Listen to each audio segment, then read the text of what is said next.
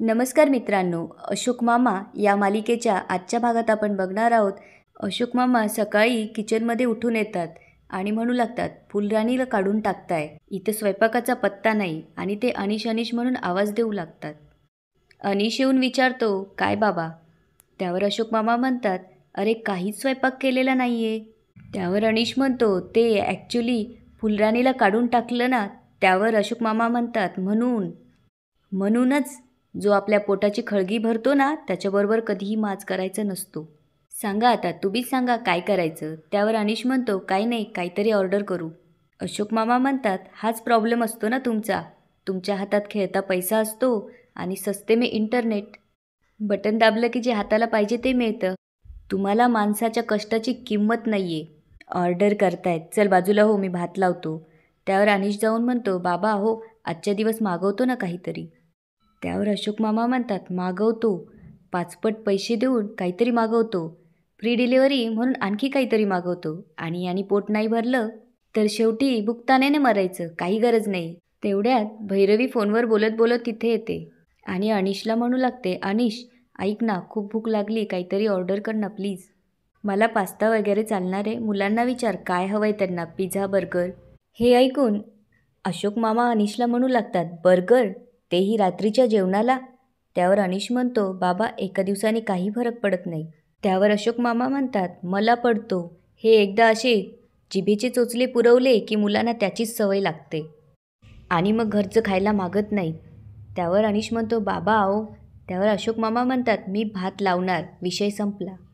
अशोक मामा भात लावण्यासाठी तांदूळ बघायला जातात तर तांदूळ संपलेले असतात. ते म्हणतात, तांदूळ संपले?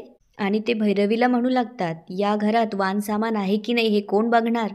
त्यावर भैरवी म्हणते, ते आम्हाला कसं माहिती? पुढे ती म्हणू लागते, आणि चक्क तुमच्या फुलराणीने तुम्हाला सांगितलं नाही? त्यावर अनिश म्हणतो, हे 1 मिनटं बाबा, आता ऑर्डर करावंच लागेल, तुम्हीच सांगा काय मागवू तुमच्यासाठी. त्यावर अशोक मामा म्हणतात, काहीच नाही. हे ऐकून भैरवी म्हणते, अनिश निदान आपल्यासाठी आणि मुलांसाठी तरी काहीतरी मागव प्लीज. अनिश अशोक मामांना विचारू लागतो, बाबा सांगा ना काय खाल तुम्ही, मी मागवतो ना. त्यावर अशोक मामा म्हणतात, काहीच नको, आणि आपण निवडलेले सोपे मार्ग कायम कठीण असतात हे लक्षात ठेव. आणि अशोक मामा तिथून निघून जातात.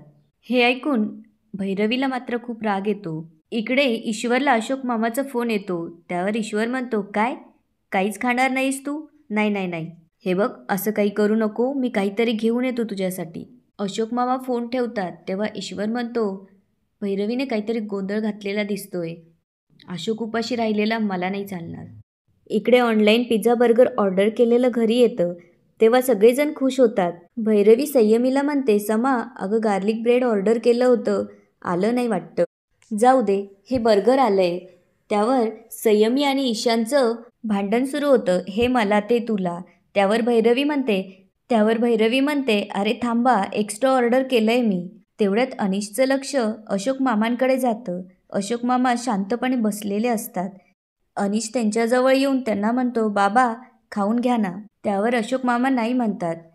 भैरवी म्हणते, अनिश त्यांना नको असेल तर त्यांच्यासाठी दाल खिचडी वगैरे काहीतरी मागव. तेवढ्यात दाराची बेल वाजू लागते. अनिश जाऊन दरवाजा उघडतो तर ईश्वर असतो. अनिश म्हणतो, ईश्वर काका ये ना. ईश्वर अशोक मामांसाठी जेवणाचा डब्बा घेऊन येतो आणि म्हणतो, अशोक हे घे. त्यावर अशोक मामा म्हणतात, हे काय? ईश्वर म्हणतो, काही नाही, साधंच जेवण आणलंय, ते आपलं पोळी भाजी आहे, आमटी भात आहे आणि तुला आवडते ती कोशिंबीर. हे ऐकून भैरवी म्हणते, अरे वा, नाही आमच्या घशाखाली उगाचच घास उतरत नव्हता, त्यांनी तर छान सोय केली जेवणाची. अनिश आता अख्ख्या सोसायटीला ओरडून सांगितलं असेल की बघा, माझी सून आली आहे घरी आणि जेवायला सुद्धा दिलं नाही. त्यावर अनिश भैरवीला म्हणतो, प्लीज. त्यावर ईश्वर म्हणतो, अशोक नाहीच म्हणत होता, मी स्वतःहून घेऊन आलोय. आणि तो अशोक मामांना म्हणतो, अशोक चल घे जेवून. हे सगळं ऐकून अशोक मामांना खूप वाईट वाटलेलं असतं आणि ते म्हणतात, नाही नको ईश्वर, खरंच नको, अण्णाचा मला अपमान नाही करायचा, पण नको मला. आणि ते हात जोडून म्हणू लागतात, अन्नपूर्णे मला माफ कर, पण मी आज काही खाऊ नाही शकत. आणि ते म्हणतात, मायेनं वाढणाऱ्या बाईचा आज इथे अपमान झालाय, त्यामुळे मी नाही खाऊ शकत. आणि अशोक मामा तिथून उठून निघून जातात.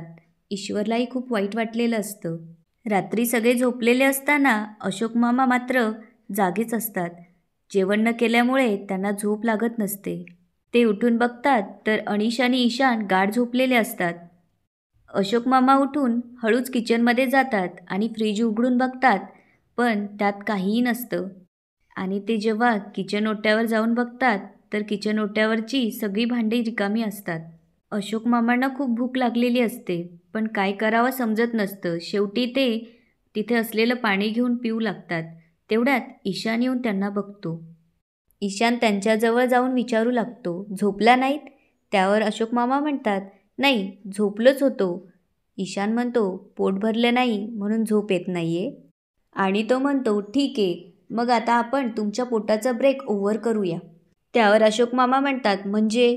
त्यावर ईशान म्हणतो, म्हणजे हा पास्ता आम्ही फक्त आमच्यासाठीच नव्हता मागवला, तुमच्यासाठी पण मागवला होता, पण फक्त तुम्ही तो खाल्ला नाही.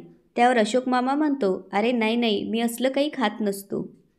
त्यावर ईशान म्हणतो, पण आता सॅडली ना आजोबा, आपल्या घरात फक्त हेच आहे. मला जर जादू करता आली असती तर मी अशी टिचकी वाजवून तुमच्यासाठी तुमच्या आवडीची भाजीपोळी बनवली असती. त्यावर हसून अशोक मामा म्हणू लागतात, मला मस्का लावतोय काय रे?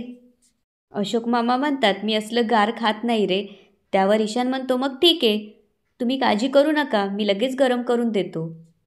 आणि ईशान गॅस चालू करून पास्ता गरम करू लागतो. अशोक मामा त्याला म्हणतात, ए बाळा नको रे, मी असलं कधी खात नाही.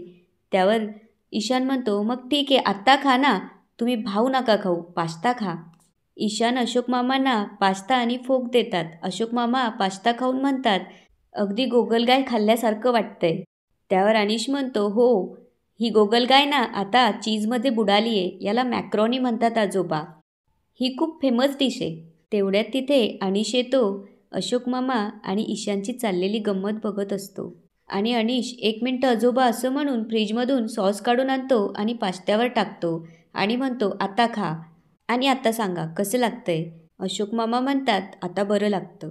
अनिश म्हणतो, आजोबा, पल्लवी नेहमी म्हणते की उपाशी पोटी झोपायचं नाही, शिस्त म्हणजे शिस्त, पोट भरलं ना की चांगली झोप लागते. त्यावर अशोक मामा म्हणतात, तू आता मोठ्या माणसासारखा बोलायला लागला रे. त्यावर ईशान म्हणतो, कारण आजोबा, जेव्हा मोठी माणसं लहान होतात ना तेव्हा लहान मुलांनाच मोठं व्हावं लागतं. आणि आजोबा, तुम्हाला काय वाटलं, तुम्ही उपाशी राहिल्यामुळे फक्त तुम्हाला एकट्यालाच झोप लागली नसेल? हे ऐकून अशोक मामांच्या डोळ्यात पाणी येतं. पुढे अनिश म्हणतो, आजोबा, मला एक प्रॉमिस द्या.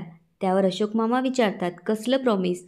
त्यावर अनिश म्हणतो, घरात कितीही भांडणं झाली ना तरी उपाशी झोपायचं नाही. आणि घरात काही नसलं ना तर मग फक्त मला सांगा, मी हा पास्ता ऑर्डर करेल आणि संयमी ताईला बनवायला सांगेल, तिला खूप छान बनवता येतो. पण यापुढे उपाशी राहायचं नाही. हे ऐकून अशोक मामा ईशानला जवळ घेतात. दुसऱ्या दिवशी सकाळी अशोक मामा उठतात आणि किचनमध्ये जातात. बघतात तर रात्रीचा पसारा सगळा तसाच पडलेला असतो. अशोक मामा म्हणतात, रात्रीचा पसारा तर तसाच पडलाय, निदान चहा तरी. तेवढ्यात दूध आलं असेल हे त्यांच्या लक्षात येतं. बाहेर येऊन बघतात तर दूध आलेलं नसतं. कधीच वेळेवर येत नाही असं म्हणून ते परत घरात येतात. तेवढ्यात भैरवी अशोक मामांसमोर येते. अशोक मामा म्हणतात, ती भांडी खूप पडलेली आहेत, ती मी घासतो, तू जरा दूध घेऊन ये जा.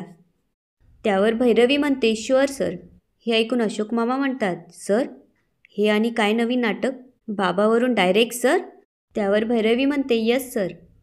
अशोक मामांना काय चाललंय ते समजत नसतं. ते भैरवीला म्हणतात, दूध घेऊन ये जा. त्यावर भैरवी म्हणते, नो सर. त्यावर अशोक मामा म्हणतात, तू जाणार आहेस की नाही जाणार आहेस, मला एकदा सांग, माझी कामं सगळी खोळंबून पडली आहेत. त्यावर भैरवी म्हणते, okay sir, not a problem, असं म्हणून ती कानावरचे केस मागे घेते. तेव्हा मामांच्या लक्षात येतं की भैरवी फोनवर बोलत होती. मी आपलं उगाचच बोलत होतो तिच्याशी. त्यावर भैरवी विचारते, काय झालं? आणि तिथून निघून जाते.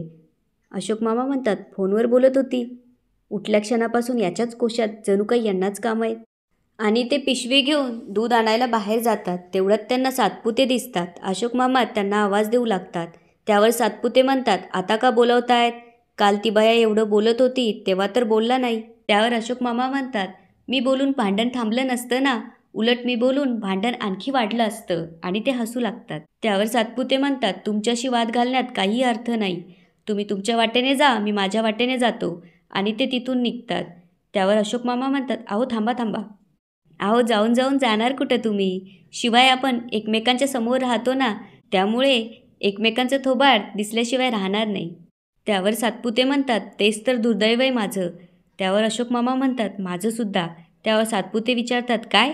त्यावर अशोक मामा म्हणतात, मागेसुद्धा आपलं भांडण झालं होतं, पण आपल्या संबंधात काही बिघाड आला का? नाही ना, मग? त्यावर सातपुते विचारतात, काही हवं आहे का तुम्हाला? त्यावर अशोक मामा म्हणतात, दूध. त्यावर ते विचारतात, काय? त्यावर अशोक मामा म्हणतात, दूध नाही, गाय. हे ऐकून सातपुते अशोक मामांकडे बघू लागतात. त्यावर अशोक मामा म्हणतात, नाही नाही, गाय नाही, दूधवाला आलो होतं का हो तुमच्याकडे? त्यावर सातपुते म्हणतात, माहीत नाही. अशोक मामा म्हणतात, जर आला तर आमच्याकडे पाठवून द्याल का? त्यावर सातपुते म्हणतात, नाही नाही. त्यावर मामा विचारतात, असं का? त्यावर सातपुते म्हणतात, कारण तुमच्या घराच्या वाटेने सुद्धा जाणार नाही आहे मी.